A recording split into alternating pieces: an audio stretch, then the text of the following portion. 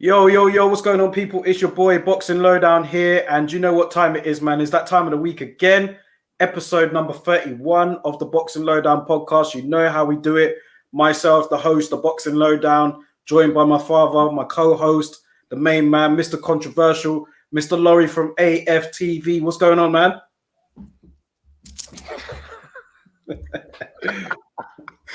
I don't know. I don't need to tell you what that was, man. Yeah, that was a big right uppercut, boy. Boy, that bone-breaking uppercut. You know what I mean? Really was, man. How's it going anyway? What's going on? Yeah, I'm good, man. As you can see behind me here, I'm at the AFTV HQ. And I've been looking forward to this show, man. I've got some things I need to get off my chest. So, you know what? People were asking me if we could do the show earlier. They were like, "Can we get Laurie on a couple days early? We want to hear what he's got to say about the fight." I've got a lot to say. Trust me. You know me, man. I'm ready. I'm on smoke this week, man. You know what I mean? For a number of reasons. You know what I mean? But hey, other than that, yeah, man, I'm all good. I'm all good. Working hard. Back in the gym now, trying to keep my old body in some semblance of shape. You know what I mean? It's not easy when you get to this age and you're trying to work out and you're trying to keep up with, I wouldn't even say young people just even younger than myself or even the same age as myself. But you know what? I'm enjoying it. Yeah, man, I'm okay. How are you? Yeah, not too bad. Not too bad at all, man. Same as you, working out, trying to shift that lockdown weight. It's been going down nicely. Yeah. So yeah, everything's all good, man. Let's just go straight into it, man. Actually, before we go into it, let's talk about today, because there was some breaking news a couple of hours ago, and you know it's going to get signed next week. Well, we've been given a date. We've been given a date now, confirmed by both Frank Warren and Eddie Hearn. We've also been told that it will be held in a purpose-built venue in Saudi Arabia. So I'm guessing that it's being built for the occasion. So we've got a little bit more details on the fight now. However, I just want to see a fight poster now. I mean, I'm tired. I'm tired. Like, you've told us. Rewind. So they've agreed on a date, but have they signed the contracts? Apparently, August the 14th is the agreed date. Apparently, that's the sign. Yeah. They've agreed a date, but have they signed the contracts? And when are the contracts going to get signed? Well, I'm not. I haven't gone into detail. I've literally just seen the breaking news before I've come on, so I don't know the whole. I know that Fury was going back and forth over the contract because he wanted proof of funds. But again, that's what I'm saying. Until I see a fight poster now, I'm not going to be that guy. Yeah, it's on. I want to see a fight poster confirmed. I want to see an announcement, not, oh, Eddie Hearn says it's going to be this day or whatever. Who says it's going to be there. I want to see an actual fight poster. That's what I want to see now. Yeah. I'm the same. Me, you, and the whole boxing fraternity, in fact, the whole world, we're getting tired of this preamble, man. We want to see the two guys or whoever, their representatives, in a room with the contract signed that they can hold up to the word. The negotiations have not been agreed. The fight's been signed. This is the date. This is the place. And yeah, that's when I'll be satisfied. You know what I mean? All this other stuff is just preamble to me. And I'm pretty sure I speak on behalf of most fans when they say we're absolutely sick of it now. You know what I mean? Yeah. Even this, I'm sick of it. Like, my mate has literally said to me, yeah, man, the fight's on. He's a casual, but he's like, the fight's on. I'm just like, okay, it's not really, like, we've been told it's on, but I haven't seen no poster. I haven't seen no announcement from 258, no announcement from MTK, no announcement from Bob Arum. So until then, it's literally just words again. This is not breaking news anymore. Just let us know when it's all been done. Do you know what I mean? And then we can get excited, because now you're draining the excitement out of all of us. Yeah. Don't you agree? 100%. I've been feeling like this for a few weeks now as well, you know what I mean? Because it must have been a couple of months ago now that Eddie Hearn says that this fight's going to happen, and, you know what I mean, it's going to get you're going to get a date soon. It's just been dragging and dragging. We were told, weren't we, that there was going to be an announcement after the fight last weekend. You know what I mean? Again, nothing. So, you know what I mean? These guys are crying wolf, man. We need to see a contract signed both parties or the relevant parties say, yep, it's all been agreed, it's all been signed. They give us a date, a time and a place, and we're ready. Then we can start the proper build-up. Until then, man, I refuse to get excited about something that's not been confirmed yet. Yeah. Big up to my bro, a guy called Henry in the chat, man. He's getting it moving. He's put afternoon, gents. Good afternoon to you as well, Henry, man. Good to have you here again. Likewise, anybody that joins in the chat, you know how we do it, man, every week. Just drop your comments. We'll happily read them out, answer any questions that you have. And, you know, we're streaming live. That's what we do on here, man. So feel free to add in your opinions. They're always welcome. Whether we agree with them or not, it'll be always good to hear from you. And don't forget as well to like, share, and subscribe to the channel, man. That's very important. The more likes this video gets, the more viewers and the more awareness it goes out to. So drop as likes as you can and share the video, subscribe to the channel. And let's get on to it, man. Let's talk about it then. Last weekend, Canelo Alvarez and Billy Joe Saunders. This fight was one that I've been looking forward to. I think that it even managed to get your attention going for it in fight week anyway. And we saw what happened at the end. Do you want to just speak to me about your thoughts and break down the fight? Yes, Santo de Mayo has now been named Santo de Gypsy weekend. Okay. But yeah, man, I mean, listen, man, it was a big occasion. Unfortunately, the fight didn't live up to expectation, in my view, anyway. Didn't it? You didn't think it was a good fight? No, I mean, listen, it was a competitive fight up to a point. But I don't think it was a great fight. I think people were, when they were saying that it was a great fight and so forth. Personally, I'm going to keep it real with you, man. And this is part of, you know, my overall thoughts on it. I didn't think that the fight was that great. I didn't think that Canelo looked his sharpest. And I have to say, man, I was disappointed with Billy Joe Saunders. I'm going to keep it 100. Listen, man, I watched the fight. I said to you before on our preview show that I wanted Billy Joe Saunders to do well. In fact, I think I said I wanted him to win, despite some of the stuff he carries on with outside of the ring, which to some people make him a very unlikable type of guy. I think I was saying to you in the lead up to the fight that I personally met Billy Joe Saunders a couple of times and he's always treated me well.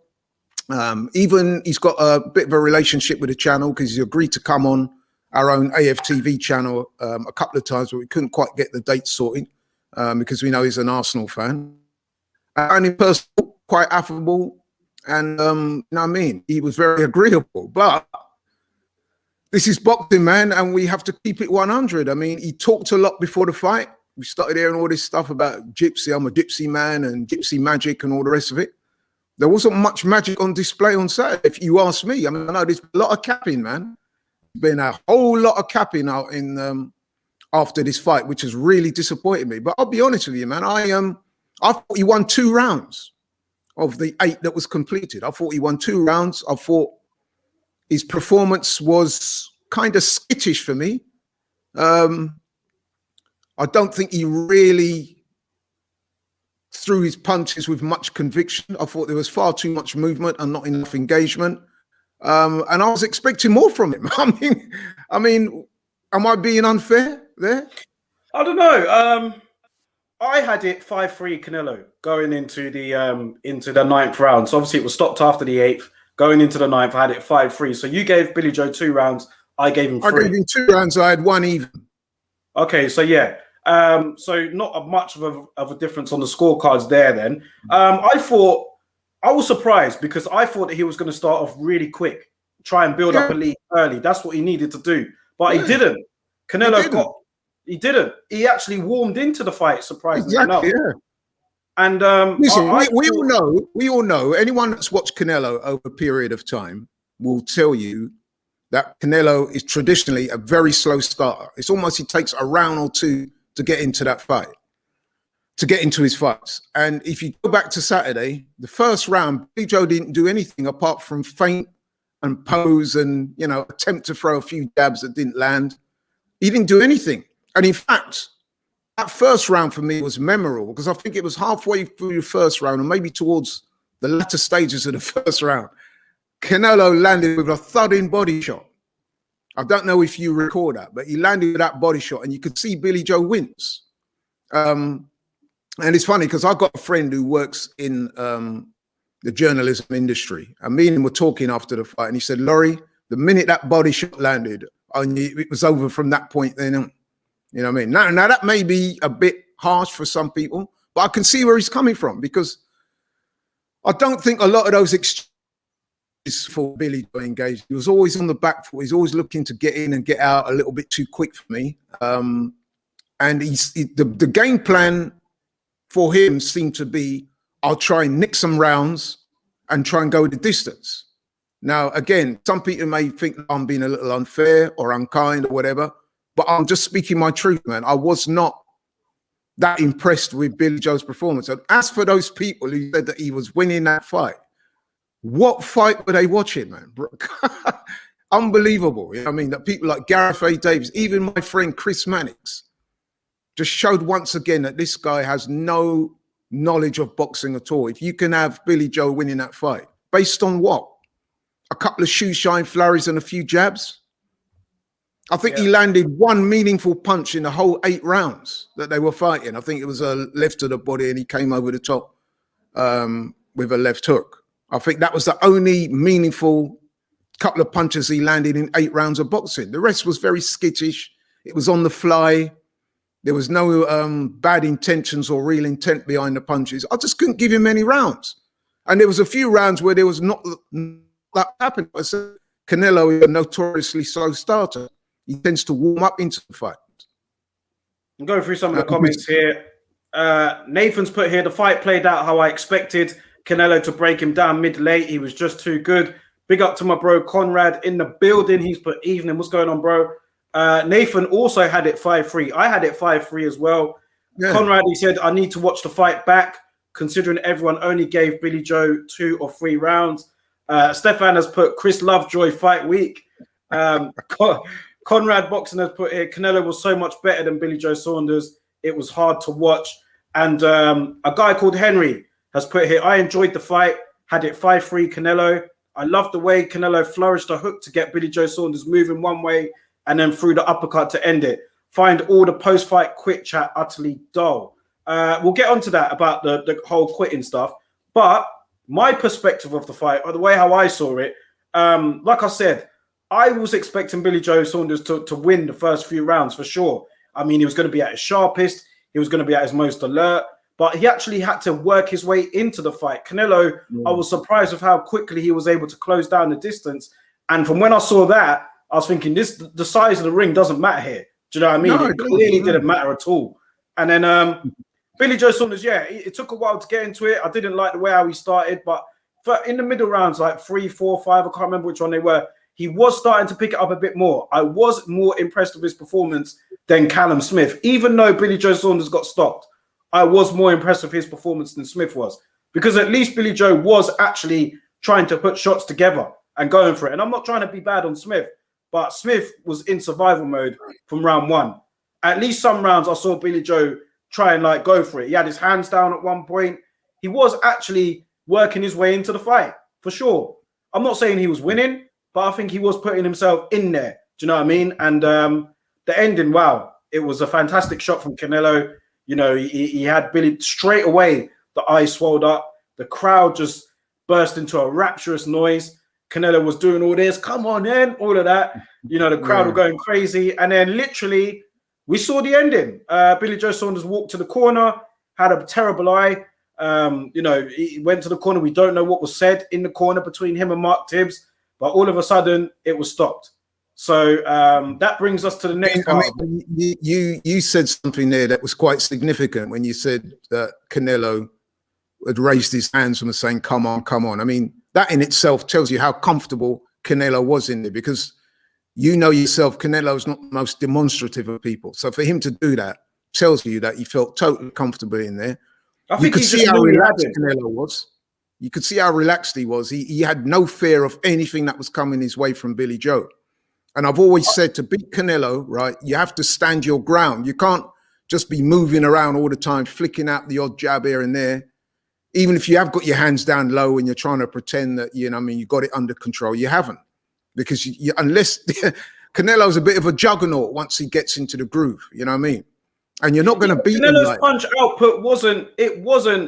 I mean, he still threw and landed more than Billy Joe, but it wasn't like there was a time in the middle rounds where he wasn't throwing as much as he normally did. Yeah, he does. Yeah, that's true. But this is professional boxing. It's not amateur boxing like on scoring cards and stuff like that, and scoring machines and computers.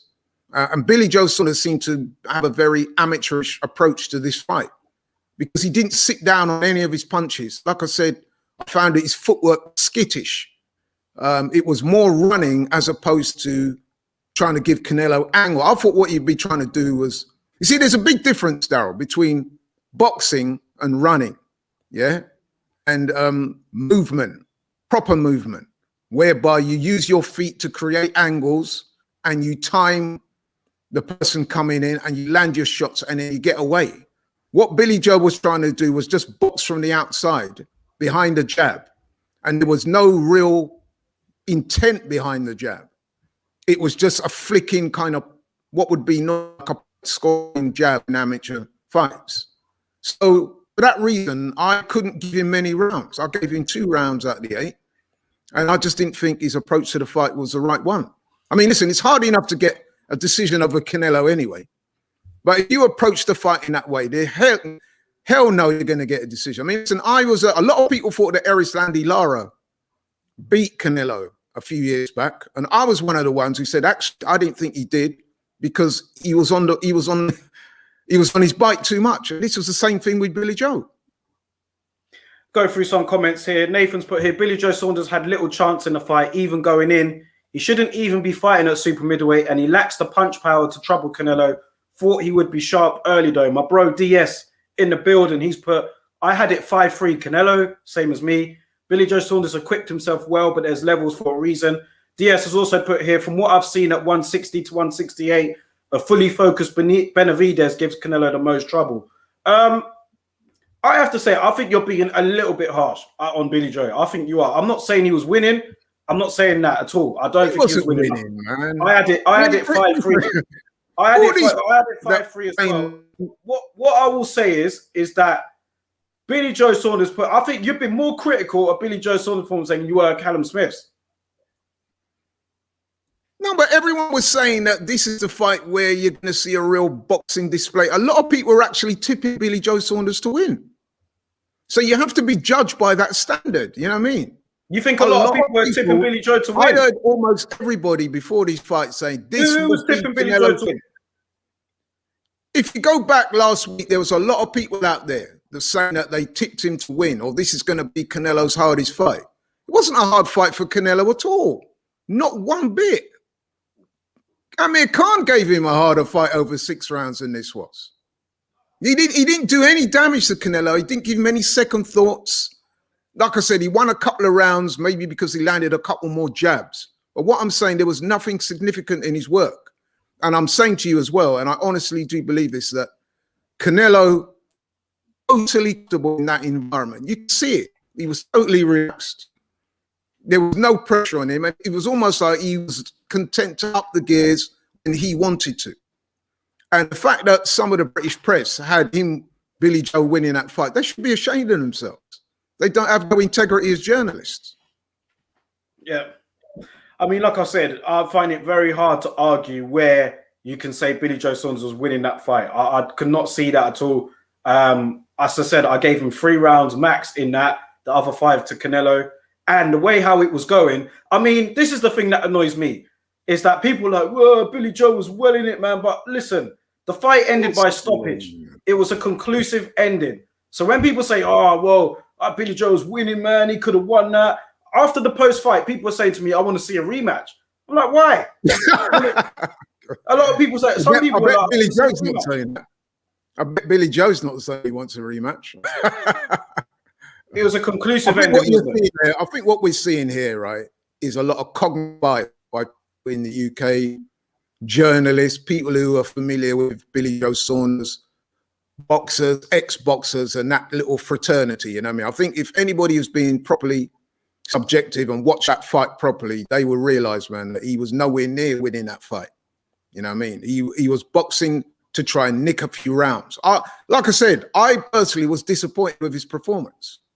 Now, you may say I'm being a bit harsh. Well, what more did you expect? That to be the case.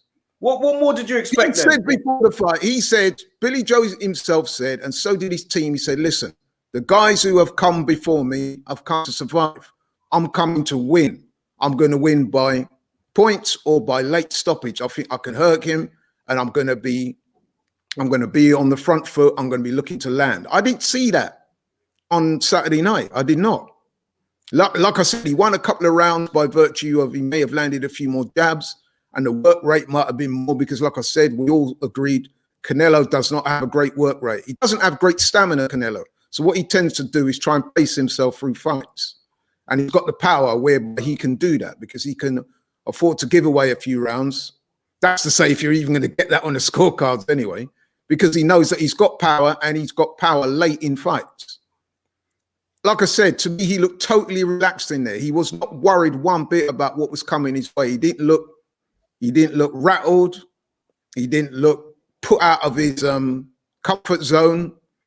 The fight was going ahead the way he wanted it to go ahead, and he pretty much ended it when he wanted. Because you could see he was landing those body shots, and to me, he was always in control, despite losing a couple of rounds on the cards. That's how I had it. And listen, let's talk about the ending. Let me just go through these comments first. I'll let you go to the ending. A guy called Henry's put here, those people came with the same energy after Triple G. Kell Brook. Nathan put, most people are biased and just back any British fighter. They are not objective. And DS also says here, Gareth Davis said Billy Joe Saunders might want another shot at Canelo. Why would you rematch the same guy who broke your face? Gareth Davis was chatting some shit. I'm going to have to say it, man. He was chatting shit.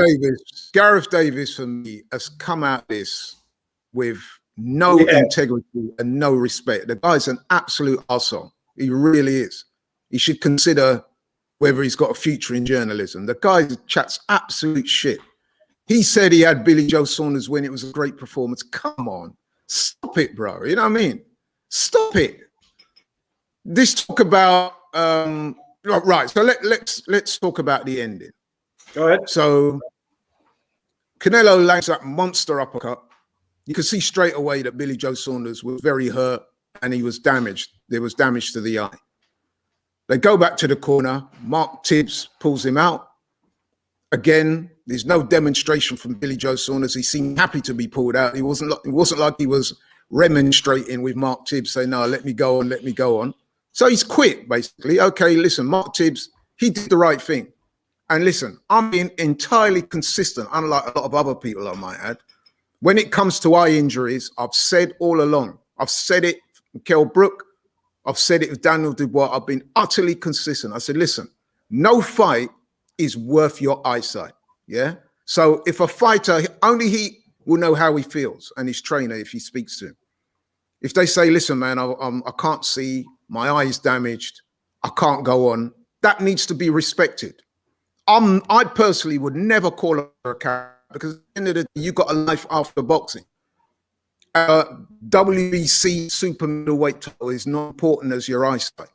He's got a life to live after boxing. He's got kids. In fact, I would say he owes it to his family and himself to protect his body in that way. You only get one pair of eyes, you know. You know what I mean? It's like you break your eye socket and it's the same as breaking a leg or an arm. This is different gravy, man. So I've got no problem with them pulling him out. I would not have labeled him a quitter. I was disappointed in the performance, but I was not disappointed in them pulling him out. However, this is the same Billy Joe Saunders who talked cash money shit about Daniel Dubois. We've all seen the memes now. We've all seen the video. Come on, brother.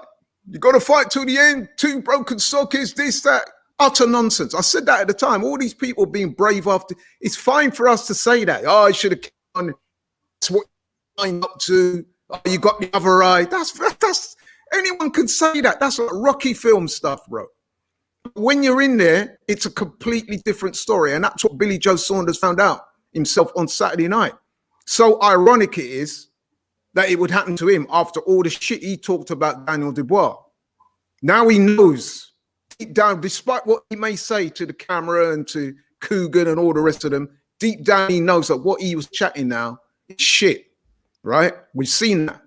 But what I found really disappointing, and it disgusted me, to be honest, was the amount of people in this country, not so much the fans actually, but the boxing fraternity. And when I say boxing fraternity now, I'm talking about the journalists, both mainstream media and social media, right? Current fighters and ex-fighters, just capping, man. You know what I mean? Saying things like, well, he would have fought on, but, you know, the trainer pulled him out. It's not the same as Daniel. It absolutely is the same as Daniel Dubois. And I even went after a couple of them on Twitter, including a couple of ex-boxers. Joe Selkirk was one I went after, when he was saying, oh, it's not the same as Daniel Dubois because Daniel Dubois got one punch in the eye and then he quit. No, I had to remember and said, listen, if you look at that fight again, Daniel Dubois' eye had been swelling up rounds previously. So he'd obviously had been in some pain and some discomfort before he called time on the fight. And Daniel Dubois is a young 22, 23-year-old, relatively inexperienced guy. He may have panicked when he felt his eye go like that. And like I said, I'm not going to judge him forever off the back of that fight. You know what I mean? That's a special circumstance that happened. You can't play with your eyes, bro. Just like Kell Brook. I've got no reason to doubt Kell Brook's heart or his warrior spirit. He's proved himself as a fighter. But before then and after then, for me, why should the guy fight on with a broken orbital bone? Could be damaged forever. You know what I mean? All these guys saying, oh, Mark Tibbs saved his career. Yeah, he did. And fair play to Mark Tibbs, but keep it consistent, bro. Keep that same energy. You know, when it was Daniel Dubois, all of you lot, Frampton, loads of them, you, all of them, oh, no, you should have carried on. Yeah, who is the warrior code? Happens to Billy Joe Saunders. Oh, well, yeah, they were right to pull him out. Yeah, he didn't quit. He just couldn't carry on. Look, stop it, man. You know what I mean? It was disgusting for me to see that. Yeah. You know what I mean? And then you contrast that with the reaction in America and in Mexico, where they were absolutely gunning for Billy Joe. And I think part of the reason that was because of the comments that he'd made previously about Daniel Dubois and Kell Brook. Mm-hmm. Yeah. I mean, there's a lot of people that have got something to say about this in the comments as well, man. Stefan is put here. And a lot of people, when I read this comment out, a lot of people were thinking this way about IFL. But what he said here, the biggest annoyance is the way a platform like IFL lined people up to go in on Dubois. The narrative around Billy Joe Saunders has been completely different. Ridiculous double standards. I don't know if Henry is still in the chat, but Henry put a post out there on Twitter, I think. And Coogan responded. Coogan was a bit riled, man. He responded to a couple of them saying, I don't control what people say, blah, blah, blah. But what Stefan said here is, you're lining people up. You know what people are going to say in the interviews. So if you're going to interview, let's say, a Dylan White, who you know has got an issue with Daniel Dubois, you know what sort of quotes you're going to get from that interview. It's the same with Billy Joe Saunders. After that fight, a lot of the interviews were, oh, Billy, man, what do you expect? And listen, I get it, because like you said, I totally agree. I'm not for 1 minute holding anything against Billy Joe Saunders for being pulled out or for quitting. No. But like you said, keep it consistent, man. Keep it consistent. Listen, yeah, exactly. Listen, Mark Tibbs, and I want to reiterate this, and listen, you know me, Dale, and people can go back and look at previous shows where we've spoken about this. I had no problem with the quit thing, because at the end of the day, your eyesight is more important than any boxing match. I don't care how much money you're getting paid for it. Yeah?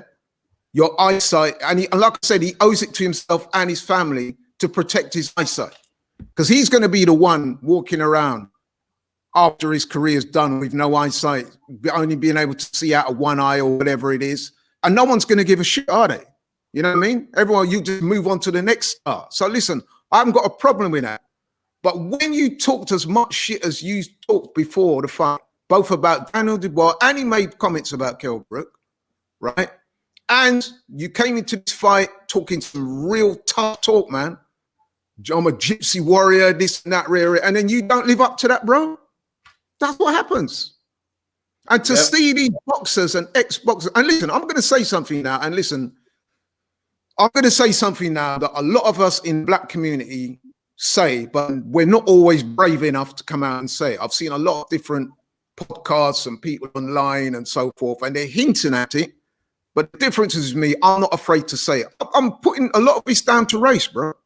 I'm not saying everybody, don't get me wrong, but I'm saying there's a lot of those guys, they are white fighters, white commentators, and they're sticking up for their white boxer.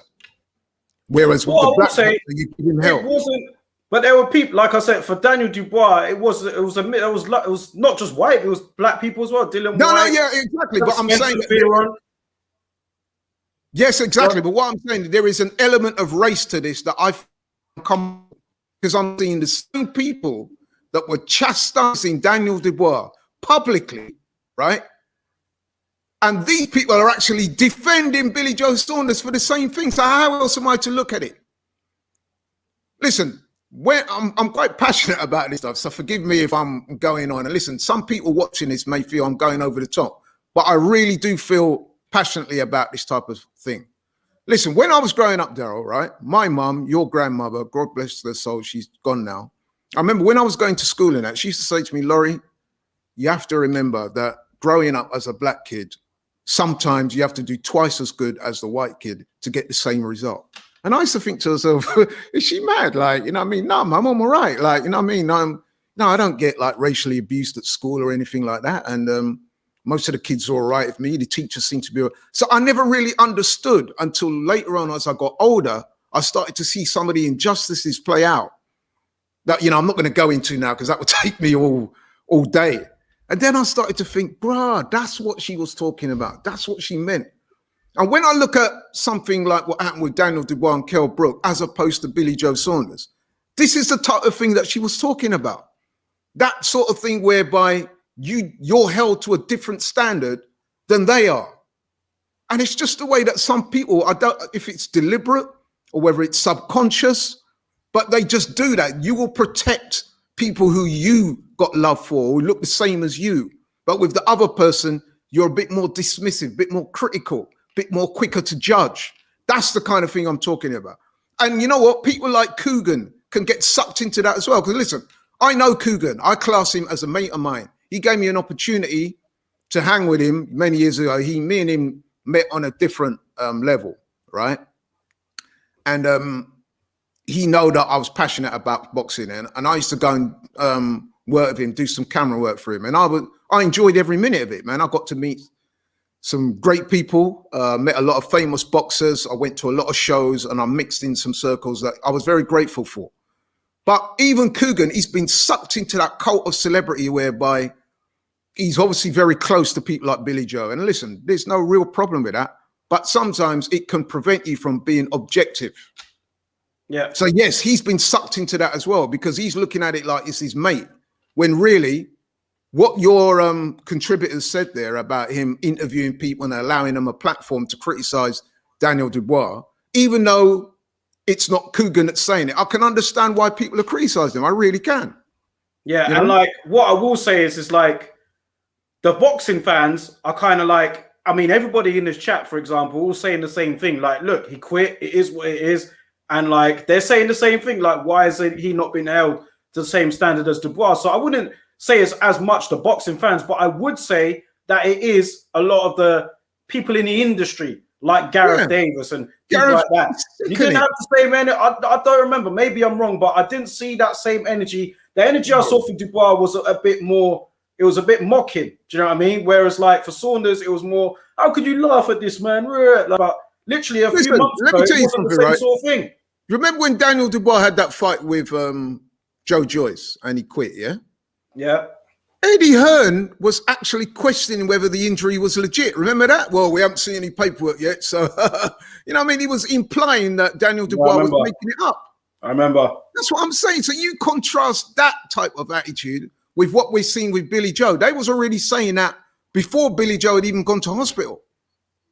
You know what I mean? They were saying that. And listen, I've got no problem in you not criticizing Billy Joe and Mark Tibbs for taking a decision that they took, because to me, it's absolutely the right one. He wasn't going to win the fight anyway. He suffered a serious injury. He said he couldn't see. Mark Tibbs has got a minute to make up his mind. He went down that route. I've got no problem with it. Boxing's about establishing who the better man is. It's not about getting beaten to an absolute pulp to satisfy some of the more psychopathic fans out there. So, oh, he went out on his shield. Yeah, he'll never see again. But boy, God damn it, didn't he put up a brave show? To me, boxing's not about that. Canelo established himself to be by far the superior fighter, and that's what it is. You move on to the next one. Billy Joe can still have a career, hopefully. You know what I mean? He's a very good fighter. It's just that Canelo was always going to be a bridge too far, and so it proved. But what sickened me, what disgusted me, was the attitude, and it took this to expose a lot of people. Where was your Carl Framptons on Saturday with his, I'll tell you what, for me, no, you don't do that. You go out on your shield. Where was that? Where was Tony Bellew saying that? You know what I mean? Where were some of the other guys that were so openly dismissive and critical of Daniel Dubois? Where was their energy this weekend? The same thing. Yeah. Afterwards, Billy Joe Saunders got an operation on the eye. It was confirmed that he suffered 3 fractures, I believe, and 3, like wherever it was, but on his face. But the operation went well, apparently. But it looks like he's going to be out for a long time. What did you make of Chris Eubank Jr.'s comments afterwards? The two have been going back and forth, so there is history there. Do you call it fair game, or do you think that he was over the top with this one? He should have showed more respect. Big up to my bro Lou as well in the chat, man. What's going on, bro? Well, you know what? I think that's a very good question. Now, listen, we all know that Chris Eubank Jr. and Billy Joe Saunders have a very, a very sort of caustic relationship, man. You know what I mean? There's a lot of enmity there, real hatred, you know, and it goes back a long way, even to when Eubank fought Nick Blackwell. You remember that? Where Billy Joe Saunders and Tyson Fury were walking Nick Blackwell to the ring, and they were in the ring. I don't know why they were allowed to do this, but they're actually shouting epithets at Chris Eubank Jr. from across the ring. So listen, man, there ain't no love lost there. You can't expect Chris Eubank Jr. to be all saddened that one of his biggest and most hated rivals has lost a high-profile fight. Of course, he's going to be happy about that. Now, the bet, I'm not so sure if that was in the right taste. So I certainly wouldn't have done something like that. And then, obviously, you could look at it and say, well, when you realize that Billy Joe Saunders not only lost, but suffered a serious eye injury, was it right for you to be on camera laughing or that? I'm going to say no, because I wouldn't do that. But then having said that, this business, man, is a, you know what I mean? It's can be a very nasty and skullduggerous business at times. And some of the characters, man, they don't always behave themselves in the best light. So some of the, in answer to your question, some of the stuff that he did when he found out about Billy Joe Saunders' eye injury, I think that was a little bit distasteful, to be honest. But having said that, can you imagine if that was Chris Eubank Jr.? Do you think Billy Joe Saunders would have shown him any empathy or sympathy? Absolutely not. So he was widely condemned as well, Eubank Jr. A lot of people are like, oh, how dare you, Chris Eubank, say it? And again, it just goes to, if that was reversed, and Billy Joe Saunders was doing that, would it be the same? So would Billy Joe Saunders get that reaction? Maybe. But like, yeah, maybe like I said, I wouldn't participate in anything like that, but I'm built from different stuff to those guys. And listen, let's have it right, man. Let's have it right. Even though I've said that Billy Joe Saunders, when I met him, was perfectly affable and came across as an all right guy, there are lots of people out there, man, who'll tell you that he's a real douchebag. That's how people describe him, you know what I mean? I mean, even in the lead up to the fight, I don't know if you saw the interview he had with the Mexican reporter when he kept saying to the guy, oh, your breath stinks, your breath. Those things are real lacking in class, bro. You know what I mean? And you didn't need to do that. That is not part of a pre-fight build-up. You said you were supposed to be saying things to get under Canelo's skin. That's not getting under Canelo's skin. That's behaving like an arsehole. Also, with the other stuff, you know what I mean? With him in his garage hitting the bag saying, yeah, this is how you beat up your girlfriend if you get fed up with her in COVID times. You know what I mean? The offering a prostitute crack if she could hit some guy in the street. And, you know, I could go on, even going back to the days as an amateur, when Billy Joe Saunders, for some of your, he got thrown off the Olympic team because of his behavior with some females in the Olympic Village. So he's got a long history of behavior that is inappropriate and lacking in class. But it doesn't make him the most liked guy out there. And he seemingly always got away with his stuff. apart from a few meager fines imposed on him by the British Boxing Board of Control. He's been allowed to get on with his stuff. You know what I mean? He's got a long rap sheet, man. He's got a long rap sheet for sure. He's definitely not the most classiest of individuals. You know what I mean? So, hey, man. But like I said, man, that notwithstanding, my problem with Saturday night was, I've said what I've said about the performance. I didn't think he'd done anywhere near as well as what some people were saying. But listen, he did his best. He wasn't good enough. But the thing that really upset me was the double standards with regards to the eye injury. You know what I mean? As much as I don't want to play the race card, because that's what people go, oh, you're playing the race card. I cannot help but think that some of it is racially motivated. And I'm sticking to that. Sorry if I've, you know what I mean? Henry agrees here because he's put here, I think Laurie is 100% right to suggest that racial bias could be at play. Further to that, I think it's also worth considering promotional agendas as well. That's what he's got. You're talking about promotional agendas, but I'll give you an example of what I'm talking about. Paul Smith, former boxer, very decent British middleweight champion. He said on Twitter something like, of all the 3 injuries, the only one I think is legit is Billy Joe's. Why is that? So what, you don't think Kell Brooks is legit? You know what I mean? Well, and he got his face twice. Legit. He got his face busted twice. Once by Triple G, who's a murderous puncher. You know what I mean? Are you going to doubt Kell Brooks' bravery? He went from welterweight up to middleweight to take on Triple G, who at that time was probably the most feared fighter out there anyway. Yeah.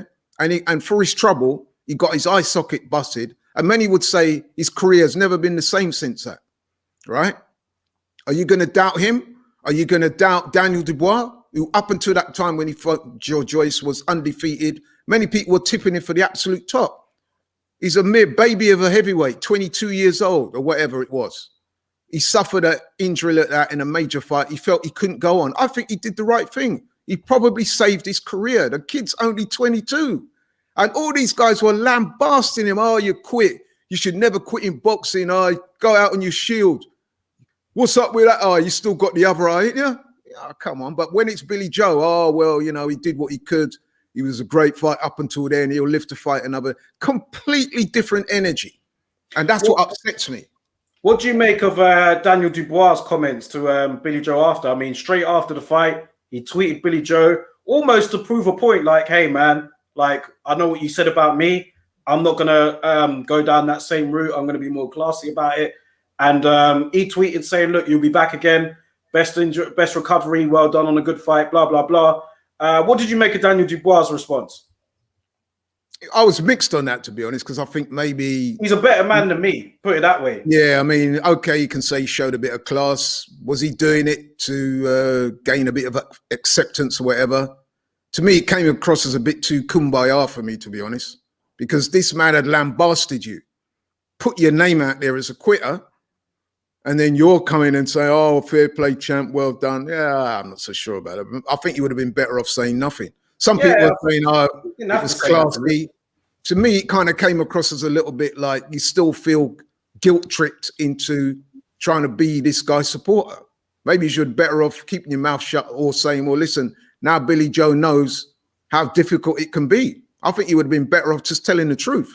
Because to me, he did come across as a little bit insincere to me, to be honest. Yeah. I could be wrong, man. Listen, maybe Daniel Dubois is as classy as what a lot of people are saying.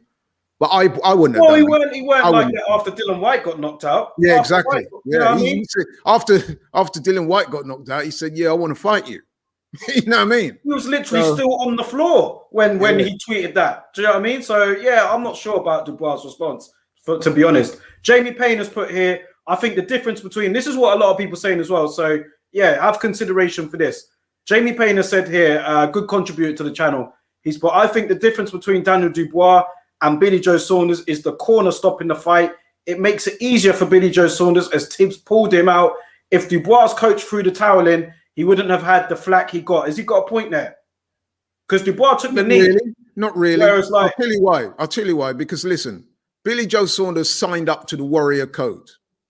Right? You've only got to go back, people, if you doubt me, the quotes, the videos are out there. Go and look at it for yourself. That's what he said. He was quite unequivocal about it. He said, he even made the comment that my pulse has got to stop from me from fighting. So I would have thought if you're Billy Joe Saunders and you go back to the corner and you say, I can't see, and Mark Tibbs is saying, I'm going to pull you out. If you signed up to that Warrior Code, surely you should be saying to him, listen, no, I want to fight on. And if Mark Tibbs says, no, you got to be demonstrative and say, listen, I want to fight on. Even if he said, listen, give me one more round, let me see what I can do. And if I don't knock him out or if I don't put him over, then pull me out. Give me one more round. Did you hear or see anything to that nature in the corner? No. It seemed like he was very happy to get pulled out. So I'm not going to let that, you know what I mean? I'm not going to let that slide, man. I'm not going to let people get away with that one. Oh, yeah. Yes, Mark Tibbs did nothing wrong. He did his job. But at the same time, man, Billy Joe Saunders still quit. But hey, listen, in my book, I don't know about like other people, you can quit and still come back again, bro. You know what I mean? Like, it's not the end of the world to lose a fight, especially to a fighter as great as Canelo is. And listen, you know me, I've been critical of Canelo on a number of things. But the one thing I've always been consistent about is that he's a great fighter. We can argue all we want about who's pound for pound. We can talk about the ped stuff and the ducking and the fact that he uses his influence over the WBC to get what he wants. I sign up to all that. I said it before and I'm standing by it now. But the one thing I've always been consistent about is that Canelo is a great fighter. And I've even said that some of the guys that I've accused him of ducking, even though he's ducked them or avoided them, it doesn't mean to say that those guys are going to beat him if they get in the ring. Now, Billy Joe Saunders, he had his opportunity. He talked up his chances. He got in there and he realized that, hey, man, this is a bigger test than even I thought it was going to be. And he got beaten by the better man.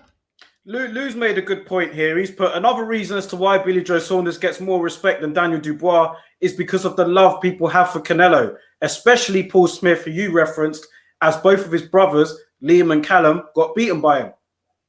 Do you think that might be the reason why he's saying that? I did find it a bit strange because if you remember, if Billy Joe Saunders prior to the fight had actually denounced Callum Smith, didn't he? He said that a lot of fighters, and he was clearly talking about Callum Smith, he said a lot of fighters have just turned up for the payday. And once they got in there and got hit by Canelo, they went into their shell. He was clearly talking about Callum Smith, clearly. Yeah. So I was surprised on a number of fronts. But listen, I'm not going to buy that Canelo argument, man, because quitting is quitting. It doesn't matter if you've been hit by Canelo or you got hit by a feather-fisted Paulie Malignaggi. If your eye socket is broken and you feel that you can't go on, or your corner feels that, listen, I'm not going to let you go out there, then I've got no problem with them being pulled out, because your eyes are your eyes. You get one pair of eyes. It's a very sensitive organ in the body. And if you lose your sight, no amount of money, no amount of favor, no amount of talking is going to bring that back. Whereas if you quit, get your eyes sorted out, hopefully you can still have a semblance of career. Who knows? Billy Joe Saunders may come back in a year's time. And when Canelo moves up in weight and knocks out Beterbiev, as all these people seem to be suggesting he's going to do, then he might fight for that title again one day and win it. Then redemption will be complete. Conrad has said here, all true, Laurie, but the image of a big guy being forced to take a knee inside the ring gets burned into people's minds. Listen, you may be a big guy, man, but your eyes are still the same. Your eyes are still the same, bro. You know what I mean? We only get one pair of eyes, you know what I mean? And just because you're 16 stone doesn't make your eyes any bigger or tougher than a guy that's 12 stone. So I'm not buying that one, bro. Yeah. Let's just round it off with Canelo anyway, and talk about the future, because it's looking like now he's going to be facing Caleb Plant if they can get that agreed. That is clear that that's what they want to do. Canelo mentioned it in a post-fight interview. September the date, another Mexican holiday weekend. Can Caleb Plant do any better than Billy Joe Saunders? I think he can, yes. I think he can. I mean, I've said in previous shows to this that I said that Caleb Plant, for me anyway, represents more of a threat to Canelo than Billy Joe Saunders. In what way? Oh, sorry? In what way? Because I just think that at this stage of Caleb Plant's career, man, he's coming into this fight with more form than Billy Joe did. He's a natural at the weight. He's more athletic. He seems to be more ambitious. He's always in the gym. He's always training. He seems dedicated. And I just think that he will present more problems. He's got very good footwork, very good boxer. He seems to believe in himself a whole lot. And yes, I would agree, a lot of people have talked how much they believe in themselves before the fights with Canelo, and then they get in there and it's not always the case. So, hey, that might be, it might play out like that, but I just think he will provide Canelo with a stiffer test than what Billy Joe did. Okay. Whether he'll win, though, that's another matter, because I don't think he will win, to be honest. And the reason why I say that is because, like I said, it's very unlikely you're going to get a points decision over this guy. He just carries way too much clout. And I just think that when it's all going to be stacked against Caleb Plant. But I do think that he will win some rounds. He will be competitive. And let's see how the fight plays out. Who wins? Fantasy matchup. The Andre Ward that won the Super 6 or the Canelo right now? If they were to fight right now, who would you have picked in that fantasy Definitely, I'm going to say Andre Ward. Would he have got it on points, though? Whoa, there you go. Now that's another intangible that hey. But in terms of boxing skills, I would say Andre Ward 100%. But then you got to remember that Canelo does carry serious power and skills. Then Andre Ward's always had a great chin, and he's also got great skills too. Yeah, he has. I mean, Andre Ward was a guy that I don't think you have to go back to that guy when he was 12 years old. He lost a fight. And even when he won the gold medal at the 2004 Olympics, I think Athens Olympics, I think he was a middleweight and they stepped him up to light heavyweight to accommodate they did. One of the Durrell brothers, or what it was. And he took on and beat the Russian in the final. And that Russian at the time was apparently an absolute monster. And Andre Ward schooled him. So that shows you how good he was. Yeah. And even later on in his career, when he went up in weight to fight Kovalev, beat Kovalev twice, stopped him once. At that time, a lot of people were predicting that Kovalev, because he was in his prime at that point, would have knocked Andre Ward out. And yet Andre Ward rose to the challenge and stopped him. So, yeah, man, I wouldn't bet against Andre Ward in any fight, to be honest. A lot of people here saying that they're not really giving Plant much of a chance. Scott 70 has put here, Plant couldn't stop Truax. He's got 0 chances against Canelo. Conrad has put here, I like Plant, but his only chance of winning is Canelo catching an injury.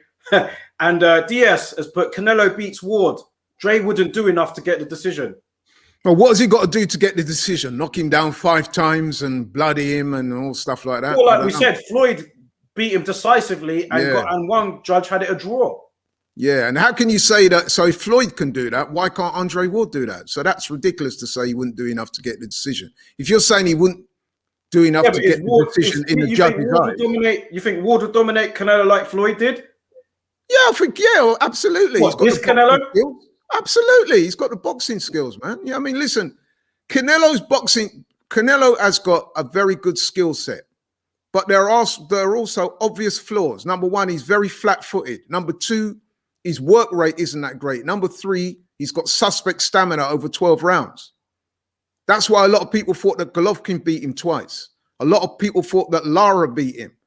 Some people thought that Austin Trout beat him. I mean, listen, I watched that fight of Austin Trout. It could have gone either way. I think Canelo got a knockdown in one of the rounds that swung his way. But a lot of people thought that Austin Trout beat Canelo. So logically, Daryl, you're telling me that if Floyd, Austin Trout, Erislandy Lara all did very well against Canelo, you're telling me that a prime Andre Ward couldn't do that with his dimensions and his boxing skill? Of course he could. Okay. Yeah, a lot of people agree with you. Henry said Ward. Conrad has said Ward. He said he's levels above Canelo's last opponent, which he is. DS has put here, Floyd caught a young Canelo, but then Canelo caught an old Floyd. Yeah, he was Floyd was getting on when he did that. Listen, what would you rather have been, Daryl? 36 or 23? Let me ask you a question. 23. DS, what would you rather have been, 36 or 23? A lot of people thought Floyd was going to get demolished in that. But I remember at the time, people, even me and you, weren't we, Daryl? We was like, rah, man. A young, strong bull like Canelo, when he hits Floyd, man, it's probably going to be all over for it. And he schooled him. You know what I mean? So he didn't lose a round hardly in that fight. So if you're telling me that a 36-year-old Floyd could do that to Canelo, who, yes, he wasn't in his prime, but then neither was Floyd. That's what people need to remember. This was an old Floyd, a Floyd that started his career at super featherweight. And now he's boxing a light middleweight. And he schooled him. So you're telling me if Floyd did that, that Andre Ward couldn't do that in his prime? Come on, man. It's whether he'd get it. I think that's the main thing. Yeah, exactly. Now, if you say whether he'd get it, now that's a different argument. I'll be prepared to entertain that one. But in terms of skill sets and overall boxing skill, Andre Ward for me all day. Scott 70 has put here, that judge that gave Canelo the draw versus Floyd never judged again, didn't they? Didn't know that, actually. Didn't know that. I think it was a female judge, wasn't it? I think it was a female judge. DS has replied to your comment. He's put, Floyd caught a young Canelo. I don't see Ward dominating this Canelo in the way Floyd did. Ward might win the fight, but he wouldn't get the decision. That's where he's coming from with that. Yeah, listen, Diaz, if your last sentence there, Ward might win, but wouldn't get the decision, I can absolutely see how that would happen. Because like I said, one of the drawbacks about Canelo is the unhealthy influence he seems to yield over boxing. You know what I mean? Both in the way his fights are scored, the way he's treated by the sanctioning bodies. I mean, this man is the only man I know who can fail 2 drug tests, right? And still get crowned pound for pound. And then you get people like, what's the idiot's name? Dan Raphael. I saw a tweet by him this week. I could not believe it. He said, anyone that doesn't have Canelo as their #1 pound for pound, you're either a hater or an idiot. And I thought, how crass is that? How crass is that? You know what I mean? Just because we don't agree with your sucking up to Canelo and your sycophancy, then we're idiots. What kind of you're the idiot? You know what I mean? Listen, what other sport do you know, Daryl, that you can have a 2-time drugs cheat that is the face of that particular sport? Name me one. I'm waiting. Name me one. God. Exactly. Big up my bro, Sean Ryan, man. What's happening, brother? He's put Ward all day. People don't put enough respect on his name.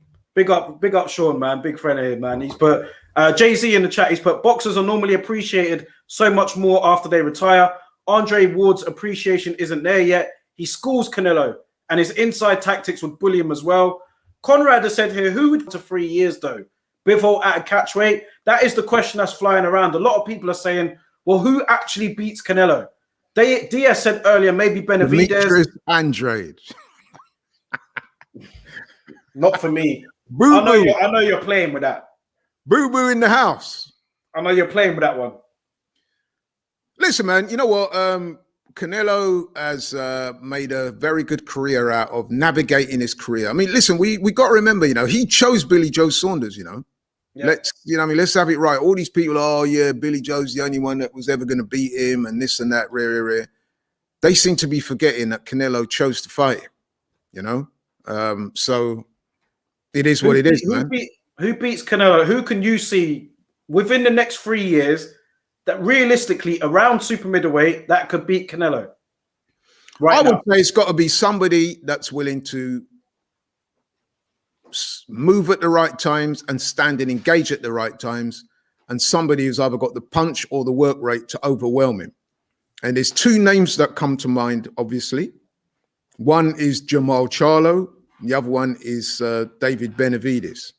Now, whether they would beat him or not is another matter. Because listen, despite what I said about the Peds and all the rest of it and the diva mentality, this guy is a great fighter. There's no 2 ways about it. And had it not been for the Peds, I would say anyway, that he's pound for pound #1. However, boxing is that type of sport where one punch on the chin can change things. And yes, Canelo does have a great chin, but you know what I mean? If a guy like Charlo cracks you on the chin often enough, who knows, man? Who knows? So, and Charlo's also a very good boxer.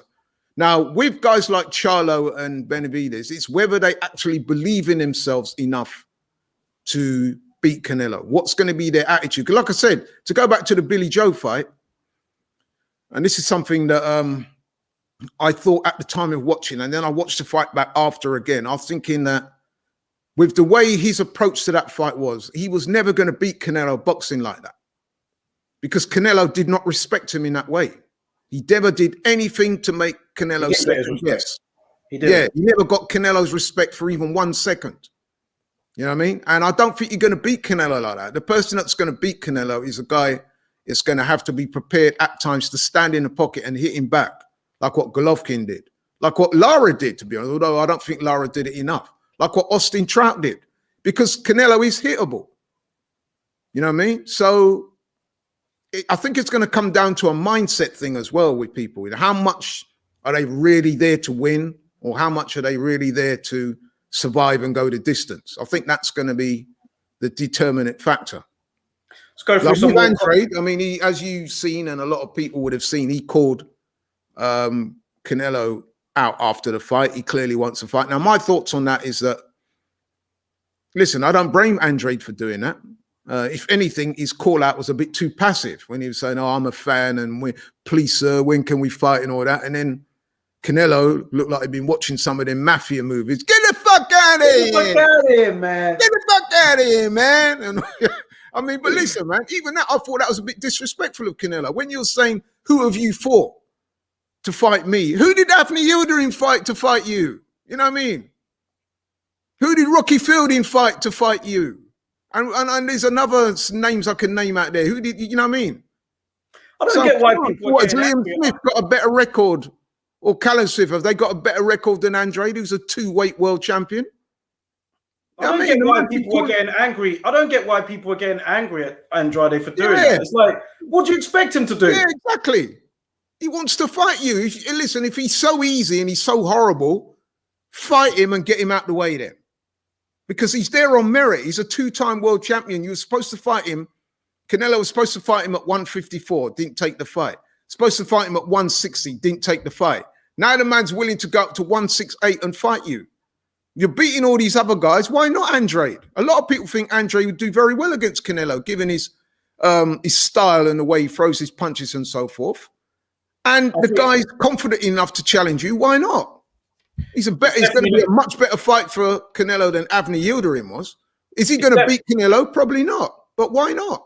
It's definitely not on the radar right now because we know Caleb Plant is lined up next. Yeah. So maybe that's why a lot of people are being dismissive. Like, you know, you're not going to get the fight right now. But the problem with Andrade is like it's going to be hard for him to get the fights that, even as a champion, it's going to be difficult for him to get the fights that he wants. Henry's put here, Eubank is going to get the Canelo fight. Big Lou's put, I think Ward schools Canelo, stops him. Nathan's asked us a question here. He's put, would you view Billy Joe Saunders as a bit of a wasted talent? To me, he has similarities to Kell Brook. Both are talented boxers who have still had good careers, but both have lacked discipline. Oh, I would say that's a fair comment. I mean, Billy Joe Saunders was a prodigious talent as a youngster. And when I look at his career, although he's been a 2-weight world champion, he's never really significantly impressed people, has he? And this is one of the reasons why I said. What about Lemieux, Andy Lee? Yeah. No, but the point I'm trying to make is that given what people were saying his level of talent was, I don't think he's lived up to that, because there's been far too many times when he's allowed himself to blow up in between fights. He's not taken on certain fights. He's clearly had a lack of self-discipline outside the ring. And even the way his career has been managed, some of the fights he's been involved with, I just don't think he's maximized his talent. He's had a good career, to be honest, but I do agree that had he applied himself a bit more and been a bit more professional and a bit more disciplined, he would have got even more out of his career. But he will tell you, listen, man, I've been a 2-weight world champion. I made a lot of money. I've only lost once, and that was to an all-time great. So he will consider it was a job very well done. A lot of people seeing the same thing about Canelo, and you know, when he was saying who have you fought, Stefan's put here, Canelo just fought someone who failed a drug test before facing Andrade. Diaz has put, who did Canelo fight to get the Floyd fight? There you go. And yeah, like a lot of people saying the same thing. Jamie said here, Canelo has chosen a weight division with 3 unbeaten champions. He needs some credit for that. Now, listen, I've given him all the credit he's going to get, man. You know what I mean? I've given him all the credit he's going to get. Jamie needs to well, bro, Jamie's a big Canelo fan. Jamie needs to be fair and think about some of the other stuff that goes along with Canelo. You know what I mean? He's also said here, look who Charlo. You have to admit this. Charlo's next opponent is disappointing. It is, but didn't we say that though on the show? You can't accuse us of not being consistent. A couple of weeks ago, when we went through the PB list, and we spoke about that fight, we both were very critical of that fight. Yeah, and I've also been critical of Charlo, why he's not taking the Benavidez fight. Remember that? So it's not like I'm being consistent. Listen, I'm not like an advocate for Charlo or Andrade or Benavidez and that. I'm an advocate for boxing. That needs to be understood. By criticizing Canelo, I'm not saying it's because I'm a lover of Charlo. Because guess what? I've said to you before, both on the show and off air, that I'm not particularly fond of the way the Charlos conduct themselves. I wouldn't call myself a fan of the Charlo. Maybe in the ring, yeah. But as people, I'm not particularly fond of the Charlos. So people need to get what I'm saying right. Don't get it twisted. This is boxing, you know what I mean? We're talking about boxers and the fights. I'm saying that Canelo rides roughshod over the rules, and I don't think that's right. I don't care how good you are. You know what I mean? It should be the same for everybody. So, DS said here, do you guys think a prime De Gale would have put up a better fight than Billy Joe Saunders? Good question. Well, I think a prime De Gale, well, listen, I think De Gale got more out of his career than Billy Joe Saunders did, given the levels of talent on display. Would he have beaten Canelo? Beat Darrell, maybe the one that beat Darrell. Remember, he went over to America to beat him. Would he have put up a better fight than Saunders did? It's a difficult thing to say, to be honest. Yeah, that's a hypothetical question. You know what I mean? That's difficult to say. Yeah. I mean, he would have beaten Canelo, put it that way. He wouldn't. The end result, I think, would have been the same. Got another question here. In your opinion, how many notable wins does Canelo have? I personally don't think he has many. Well, statistically, he does have a few, doesn't he? Because he's beaten the likes of Cotto, Austin Trout, Triple G, you know what I mean? People like that. Yeah. So, yeah, he does have statistically. Listen, man, his resume is very good. You can't argue with the resume. It could have been better because he ducked quite a few people, in my opinion. But his resume is strong. That's what I'm going to say. His resume is strong. Let's quickly have a look at his resume while we're here then. Bear with me. Let me knocked out Kovalev, who's a light heavyweight. Can you see my screen? Yeah. Right, so obviously we've got Billy Joe here. Let's not even talk about that one. Danny Jacobs is a good fighter. Yeah, Sergey Kovalev, Danny Jacobs. Golovkin's an excellent fighter. You know what I mean? Julio Cesar Chavez, Liam Smith's decent. Amir Khan is very decent. Cotto, like I said before. James Kirkland, we can't read too much into that because he was pretty much out of it when he fought him. Likewise, Angulo wasn't much of an opponent.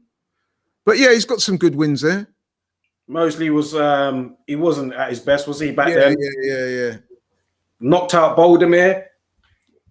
So yeah, listen, I think like he's got a lot of significant names on him, man. The resume is strong. You can't argue too much with the resume. Although, let's be honest, man, his career has been very strategically managed. Yeah. Got a lot of questions here, man. We've also got a fight this weekend to talk about, by the way. But I'll go for this last question. Is that here. Tom Saunders versus the security, is it? Won't talk about I want to say quickly on that as well. Is that where was Tyson Fury, the Gypsy King? Yeah. I mean, I thought he said that. Dylan White called him out on that, actually. Sorry? Dylan White called out Fury on that a couple of days ago. He was like, where were you?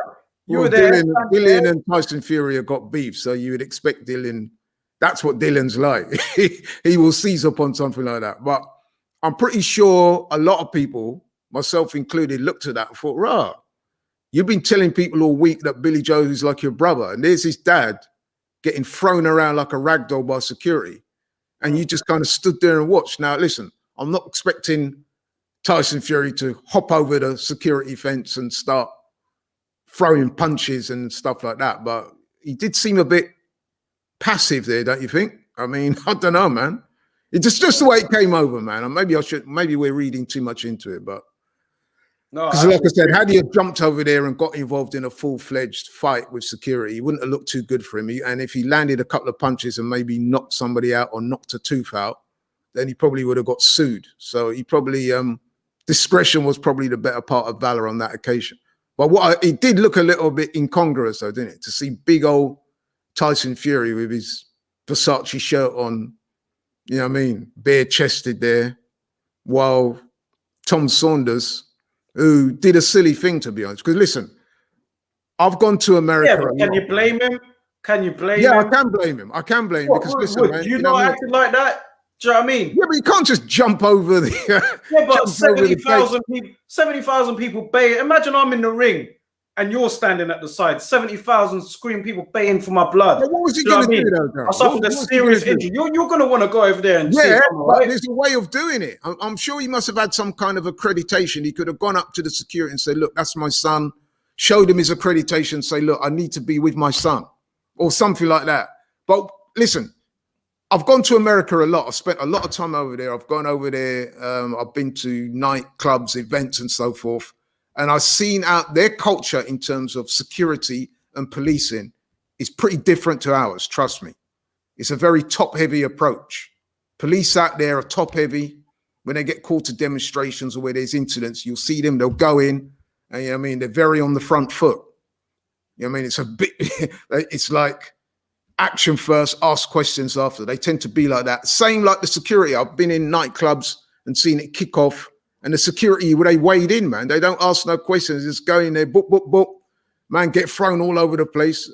And then you talk after about who should have done this and who should have done. So I wasn't that surprised to see him, that happened to him. No, So, I'm not holding it against Tom for being like, I mean, he went to go and check up on his boy, man. yeah, listen, there's no problem with that. But like I said, man, you got to be careful how you're like, and listen, you know, we've seen what's happened in America in terms of terrorism, so forth. You got to be careful how you engage in that type of stuff, man. You know what I mean? Yeah. Nathan's put a good question here, man, and something that I wanted to talk about briefly. Michael Hunter, he was due to fight Hrgovic, pulled out of the Eliminator. I didn't know that he was fighting a Mike Wilson. I didn't know that. But yeah, like Nathan said, very disappointing. He missed a voluntary testing. I don't think that it was just like voluntary. So you sign up to the clean boxing program and they can come at your door anytime. He missed 2 of those. Then all of a sudden he pulls out of the Hrgovic fight. This is a duck. This is a duck, isn't it? Let's be real. It's got all the elements of duck written all over it. Yeah. I thought Absolutely. it was about I mean, what's what is his official excuse given for not taking the fight? I'm not sure. I don't know if Nathan could let us know or someone could let us know. Because I mean, I've been looking at this situation as it's unfolded, and I've not seen any statements attributed to Michael Hunter that would satisfactorily explain why he didn't take the fight. So we've got to look at it and say it was a duck. Because let's be honest, man. Hrgovic would have been a firm favorite in many people's eyes to win that fight, wouldn't he? Yeah. So but the thing that disappoints me is Hunter's you know what I mean, he's the one that's calling everybody out. He's the one that's apparently the one what did we say earlier in this show? We started off this show by talking about people who talk one thing outside the ring and then completely different inside the ring. And I think, you know, this could be another example of that. Michael Hunter talked a lot of shit, said people like Dylan was scared to fight him, AJ don't want to fight him, this one don't want to fight him. He gets an opportunity to put his name out there as a serious contender. This would be like, let's face it, a sort of de facto eliminator for a future world title shot. And he's not taking it on. And he's not giving any plausible or reasonable excuse why. So we've got to look at that as a duck. That's a real black mark for him, man. Got to say that, bro. Conrad has said here, Tom Saunders versus that security guard on the Triller card. Where was the Gypsy Magic, man? I mean, we heard a lot in the week about Gypsy Magic. Tom Saunders was very vocal. You're going to see something special, Gypsy Magic, this, that. Conrad said he don't. Listen, shout out to all my traveler friends. And I'm just having a bit of fun here, man. But listen, man, these guys, they talk cash money shit. And it wasn't a very good week for them, was it? His son got beat up in the ring. He got beat up outside the ring. And Tyson Fury, the Gypsy King, stood there watching it all unfold and did nothing. So not a great week for them. Conrad said he don't blame Hunter, who fights Hrgovic for 300 grand. He's also put, this is from Scott, Hunter has put up a post on social media of a duck holding a big bag of money. And yeah, it looks like he could be going on Triller. Nathan's saying that here, Hunter is fighting on the Triller card next. He hasn't been given an interview yet on why he is not fighting Hrgovic. Cal Sauerland wasn't, he weren't pleased at all. So who's he fighting on Triller? Jake Paul? I mean, who's he fighting? He was going in on Sauerland, on Hunter, sorry, Cal Sauerland was about that. So he was pissed off. Stefan said Hunter was getting 60% of the split. I'm guessing he's getting paid similar money to fight a much, much lesser opponent. And Nathan's put here, Hunter has fought some solid guys in his career, so it's even more baffling, in my opinion. Let's talk about. Yeah, I mean, I probably suspect that money's at the heart of the problem, but it's still disappointing the way it unfolded. I think we need to know more though, because sometimes we can accuse people of ducking, and then you know, it transpires that the offer, they were being lowballed. So you know, hey, but until we see something to that effect, then it has to go down as a duck. I'm sorry. Yeah, I have to agree. Let's talk about this weekend, man, because, you know, there are some fights actually taking place this weekend. One of them is Joshua Buatsi against Daniel Dos Santos. I saw a tweet out yesterday and somebody put, this is the worst matchroom card that I've ever seen. Someone said that. And then there's all across the pond, there's a fight that I think has gone under the radar. Luis Nery against Brandon Figueroa. You know, two unbeaten, you know, fighters there. That's also taking place this weekend. But let's talk about Buatsi. Some people have been disappointed in this opponent. They feel like Buatsi's taking too long to develop, moving him slower than usual. And when I say usual, I mean compared to other fighters considered with that sort of talent. Compared to who though? Compared to well, who? I'm saying, I guess like somebody with the hype and talent around Buatsi, like he's only had 15 fights, so. Yeah, but do you know who this guy is, Dos Santos? I mean, do you know who? Well, we know he's unbeaten. They're telling us that he's a very capable opponent. Although I did take a cursory look at his record, and I have to say, oh, yes, he is unbeaten. But I think I made a note that he's had like 15 fights. And of those 15 opponents, 11 of them have losing records. So, you know what I mean? It doesn't bode well. But, you know, hey, man, he might turn out to be very good. Like Henry said here, Yard moved way quicker, no amateur experience. Yeah, that's true. But then how many yards have there been? You know what I mean? People are disappointed in the show, man. I have to be real. People are not, like I saw someone say, I'm not looking forward to one fight on it. I don't want to be too critical, but do you think that? Should I get the card? Have you seen the card? Do you want me to get the card? I haven't seen the whole card. No, I know about the headliner. And I know I'm going to be watching it because there won't be much else to do on Saturday apart from the football. So it'll be a case of, I mean, we're still not out of lockdown yet. So I guess Eddie will get away with it because people watch it in the absence of too many other things to do. Yeah. Unless you want to sit outside in the pouring rain and drink a pint outside the pub. But yeah. We just find the card, see what you think about the actual card. Bear with me. Yeah, here we go.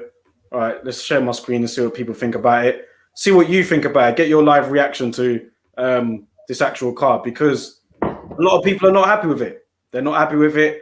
But I mean, I guess, can you see that? Yeah, I can see that. We've got Buatsi, Dos Santos. Are you able to enlarge it a little bit? I can enlarge it. It looks like someone McCarthy on there. Maybe get another one. No, that's even smaller. Lerone Richards is on there. Lerone Richards is on there, yeah. Yeah, I look forward to seeing Lerone Richards. He's a good fighter, although he hasn't set the world alight yet. Yeah. Yeah, people are not happy. Poor card for sure, Nathan's saying. Nathan's also said here, Buatsi has had spells of inactivity, switch trainers, so I expected this, but he needs to be moved quicker. Henry's I was going to make that point actually, that Buatsi has switched trainers. He's gone to Virgil Hunter. He's moved over to America, so it's going to take time. If he's been smart about it, you don't want to take on, you know, I mean, a real dangerous fighter when you've just switched trainers, especially when you're fairly young into your career. So on paper, this fight looks like a reasonable test for him. People in the chat, they're not convinced. We don't want him to fight Canelo. I mean, listen, you know what I mean? Like, give the man a break, man. He's moved a bit quicker, man.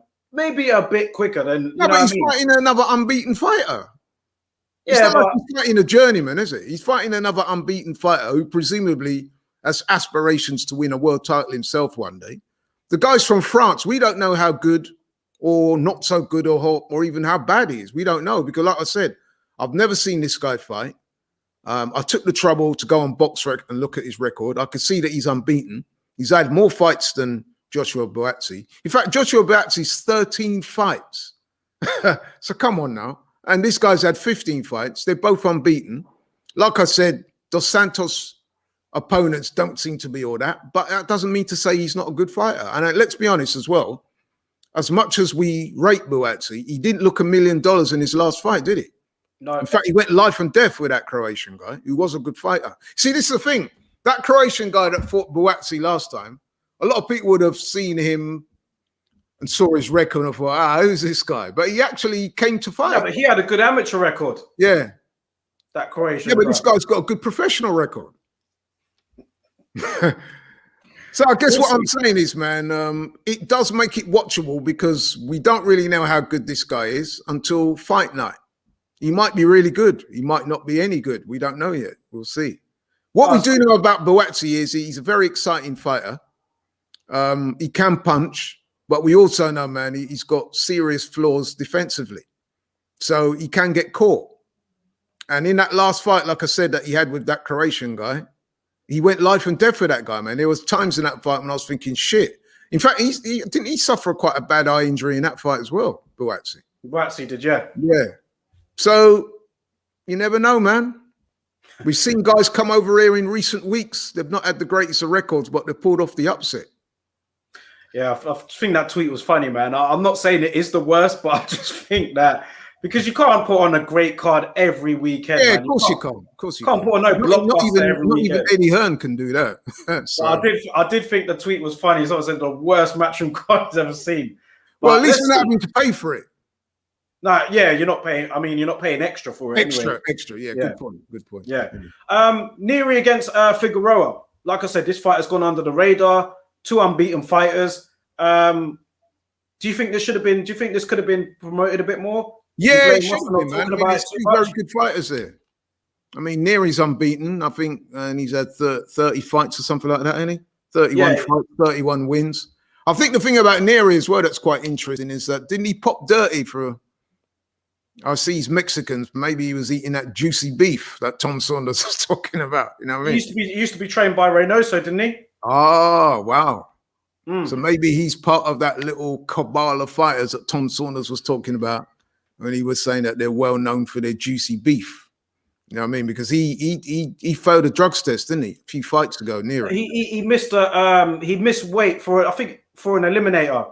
So he wasn't able to fight for the eliminator, and then basically it's been stop and start recently. He didn't look good in his last fight. I'm pretty sure he failed a drugs test before, hasn't he? So possibly. Correct me if I'm wrong, but I thought he had done. But anyway, he's unbeaten. He's got a very good record. He's a favorite to win this fight. But Figueroa's a decent fighter as well, so that should be a very good fight. Yeah, probably just hasn't fought on the level of a Luis Neri or that sort of scale, but. You know, when there's 2 unbeaten fighters with something on the line, you know, I anticipate a good fight. I think that this will be a good one as well. And they're 2 decent punchers, both of those 2 guys. So there's a high probability that this fight could end up in a knockout. Yeah. Because I think both of them punch hard. So, but you'd have to make Neri a slight favorite. But if there is an upset, you know what I mean, you wouldn't be totally surprised. Have to agree. Nathan's put here the winner of Neri and Figueroa is fighting Stephen Fulton in September. Oh yeah, yeah. I'm big on Stephen Fulton, man. That would be whoever wins that fight, fighting against Stephen Fulton. That would be crazy. Yeah, Conrad has put here. I've been told that I'm going to have to wrap this up soon, Daryl, because I've got a show. Okay, cool. They need the film in here. Let's ask this question here quickly. Thoughts on Holyfield? I know you're probably not going to be asked to answer this one. And who? Holyfield calling out Jake Paul. Holyfield's son are you talking about? Holyfield's got a son fighting. Surely you're talking about that Holyfield. Unfortunately not, man. Listen, guys, we're going to have to wrap it up today. Neri has put here that Neri. Stephen has put here that Neri has popped before. I expect him to beat Figueroa. So, yeah. Yeah, like I said, it's that Tom Saunders juicy beef. I think it could be. I want some of that beef, man. Cook some of that beef for me. Well, if you're Canelo, what they've done is they've upped the computer levels, the threshold. So Canelo's allowed to eat a lot of that beef, man. You know what I mean? Before he pops dirty again. Yeah. So there you go. We're gonna wrap it up for this week, guys, man.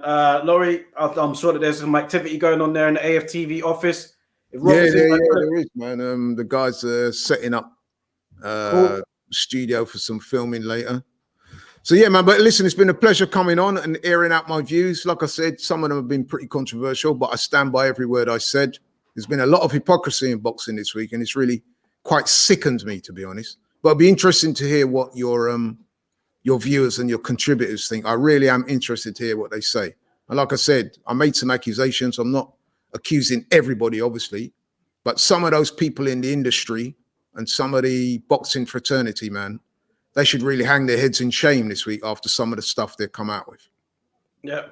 And to be fair, a lot of people in the chat agreed. And I think boxing fans, I think it's more like you said, the fraternity, but it is out there. So it's interesting as well, because I've watched some people talk about this issue, yeah? And some people are pretty much saying what I said without saying it. And I was thinking about that last night and this morning before I come on the show. And I thought to myself, you know what? I'm just going to say what I think. And some people are going to be like, oh, come on, this and that. You're playing the race card. And I said, nah, man, let's keep it 100.